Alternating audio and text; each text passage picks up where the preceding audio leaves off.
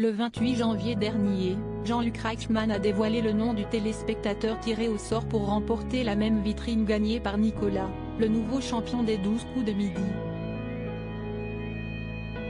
Et le heureux chanceux n'est autre qu'un proche de Stéphane, l'ex-champion du jeu. Est-ce une coïncidence? Si est-il la question qui tracasse des nombreux internautes depuis qu'ils ont découvert l'identité d'un autre gagnant dans les 12 coups de midi. Le 26 janvier dernier, Nicolas, le nouveau champion de l'émission, avait réussi à découvrir l'étoile mystérieuse derrière laquelle se cachait l'actrice Millie Bobby Brown. Un coup d'éclat qui lui a permis de remporter une vitrine d'une valeur de 91 568 € de cadeaux, dont une sublime voiture, qui était passée sous le nez de Stéphane, l'ex-maître de midi éliminé quelques jours auparavant. Comme le veut le règlement du jeu de TF1, un téléspectateur a également eu la chance de remporter le même gros lot après un tirage au sort. 2 jours plus tard, Jean-Luc Reichmann a annoncé qu'il s'agissait d'un certain Philippe Guillaume originaire de la Haute-Marne, tout comme le prédécesseur de Nicolas, qui avait quitté le programme après 153 participations et une cagnotte de 568 343 €.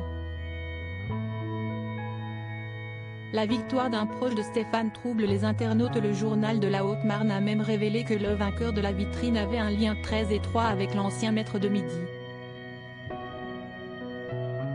S'y estime même un proche de l'ouvrier, comme l'explique le quotidien, puisque Philippe Guillaume habite dans la petite commune d'Éclaron, tout comme Stéphane. Il évolue également en tant que président du club de l'Union sportive de la ville, dont le dirigeant n'est autre que l'ancien champion des 12 coups de midi. Un hasard qui n'est pas un pour de très nombreux internautes qui ont crié au scandale en dénonçant une tricherie sur les réseaux sociaux. Donc le président d'une association gagne une vitrine vers chez moi et son trésorier n'est autre que Stéphane, le maître de midi. Chelou. C'était donc bien ce que j'ai cru voir concernant le gagnant de la vitrine avec la Ford Mustang.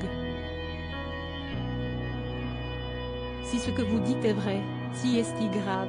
Demandez les remboursements des appels et SMS, après ils vont nous dire que le tirage au sort est fait par un huissier de justice ou encore si est-il limite du pénal, peut-on lire sur Twitter. La production des 12 coups de midi n'a pas réagi à la colère de nombreux internautes qui ont relevé cette troublante coïncidence.